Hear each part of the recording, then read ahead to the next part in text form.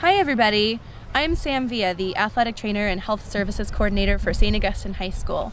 And I'm here with my two students, Ryan Segura and Francois Sims, to teach you a little bit about concussions. How to identify them, what to do when they happen, and then about the return to play process. We want to get your kids back to football, the field, as quickly and safely as possible. So how do we define a concussion? A concussion, a brain injury caused by a bump or blow to the body or the head that results in disturbance of brain function.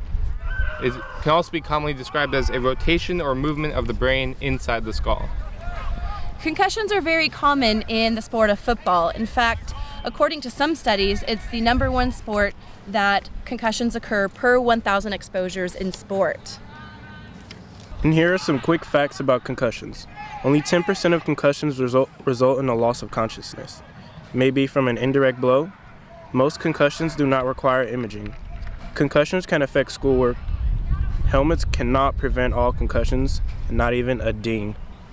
So signs and symptoms that you can look for that are associated with concussion injury may happen right away, or they may be delayed for 24 to 72 hours after the hit. So somebody actually might get a hit in practice or a game and feel relatively okay, and then the next day feel sluggish or tired or fatigued, have a headache or dizziness, and some other things that you'll learn about later on in the presentation. So what are these signs and symptoms of a concussion? So there's several different aspects of signs and symptoms of a concussion: cognitive, physical, emotional, and this one surprises people, is sleep issues. So if you have sustained a concussion, you might have signs and symptoms that are associated with cognition, like thinking and processing information. You also might have physical symptoms like dizziness or nausea. Concussions can also affect your emotions, and some people that are normally happy can suddenly become irritable or sad. In addition, sleep can also be affected, and this can also, in the long run, affect schoolwork as well. And here are some signs of what a coach, teammate, or a parent sees. The athlete may appear to be dazed and confused and have a vacant stare. They're confused about their position on the field, forgets the instructions, inability to focus during play, moves clumsily, slow to answer questions, has memory problems, and the personality changes, and any loss of consciousness.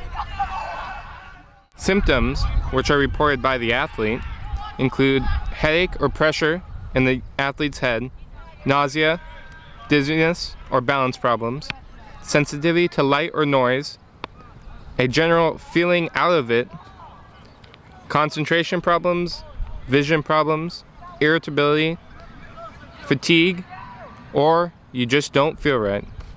So now that you've learned a little bit about how concussions are caused and what the signs and symptoms are when a concussion happens, it's important to learn and know a little bit about the CIF and California state laws in regards to concussion management.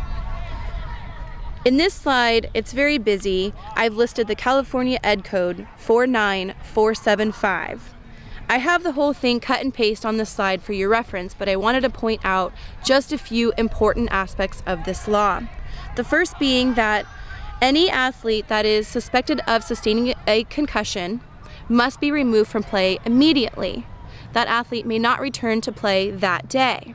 In addition, that athlete needs to be evaluated and have a written clearance from their physician before they can return to play. Once you've been evaluated by your doctor and have a written clearance to begin the return to play plan, that return to play plan will be no less than 7 days from the time of diagnosis. The CIF mandates that the healthcare practitioner that evaluates your child must be an MD or a DO, a medical doctor or a doctor of osteopathy.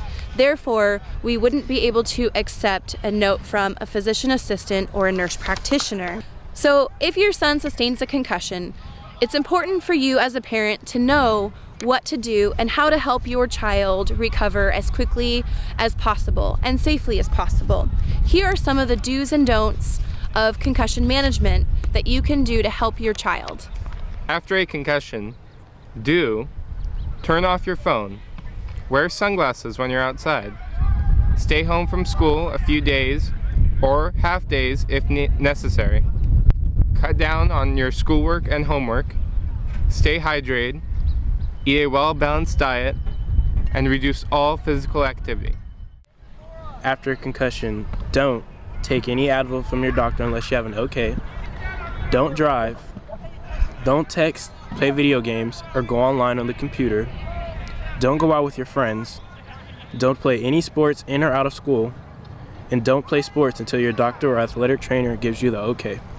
So, in concussion dues, Ryan mentioned that students may need to take a little bit extra time in academics in order to recover from their concussion.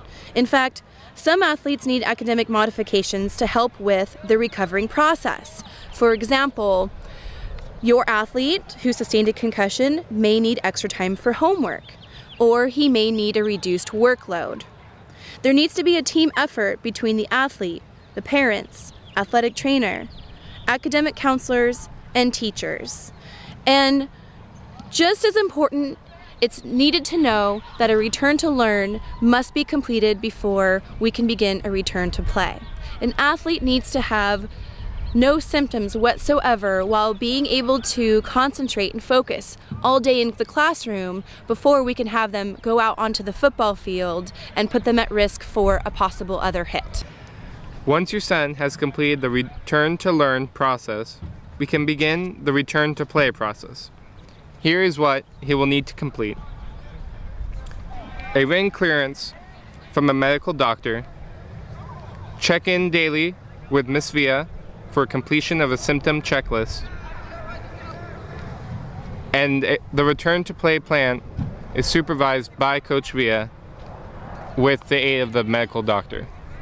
And here are some of the steps you should follow during a return to play process. Step 1, rest and recover. Step 2, light aerobic exercise, maybe a walk or a bike. Step 3, moderate aerobic exercises, sport agility. Step 4, heavy exercise, heavy lifting and sprinting. Step 5, non-contact practice. Step 6, full contact practice. Step 7, full contact game. In regards to the return to play process, it's important to know a few things. One is, step 2 may not take place until the athlete is symptom-free for at least 24 to 48 hours. That means step 1, which is the rest and recovery stage, may take a day or two or longer before we can begin the mild to light moderate exercise. It's also important to note that we may not skip a step, may not complete more than one step within a 24-hour period, and each step can take several days or weeks. As you can see on the slide, a step does not equal a day.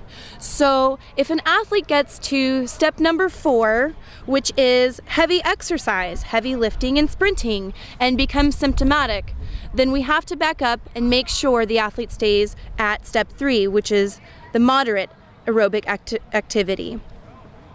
Therefore, sometimes one step can take a week or two or more before we move on to the next step. What happens if I play with a concussion? It can take longer to get better, including struggling with academics or grades. You can have a brain injury that never ends. You can be out of sports for a very long time. Or, the rare, if you get another concussion before you have fully healed, you can end up dead.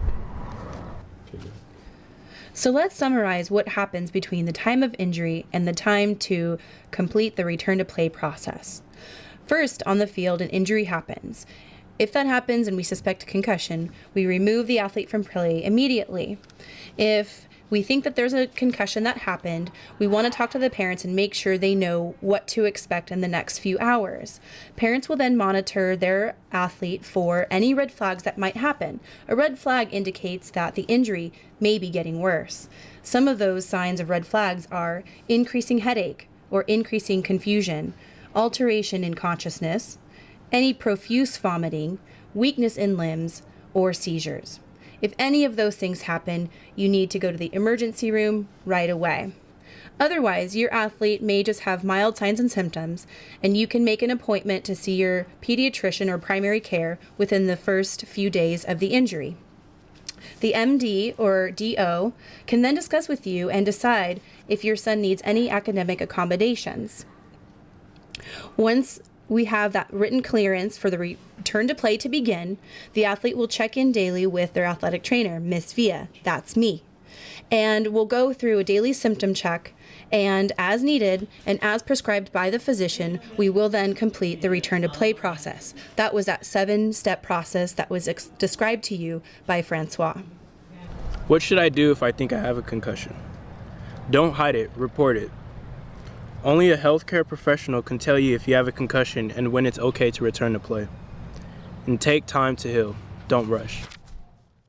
Remember, a concussion is a brain injury, and even though sport concussions are generally mild, all concussions are potentially serious and may result in complications, including prolonged damage or death if not recognized and managed properly. In other words, even a ding or a blow to the head can be serious. You can't see a concussion, and most concussions occur with no loss of consciousness. Signs and symptoms may show up immediately after the injury or can take hours or days to appear.